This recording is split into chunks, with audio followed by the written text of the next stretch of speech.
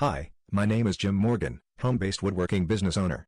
Starting a woodworking business will be one of the best decisions you'll ever make in your life. It's fun and easy to start. The dirty little secret of home woodworking businesses. You don't need to be a professional woodworker or own a huge workshop with expensive machinery to succeed. All you need to know is the what, the who and the where. What items to actually make for the most profits, who to sell it to, and where should you sell it from. It's really that simple, and I'll explain. Now, if you want an easy-to-start business, if you want a business that you can grow, if you want an opportunity that would provide a lot of income, then listen up closely. I call this a home-based business in a box system because it gives you all the information, tools and plans needed to succeed.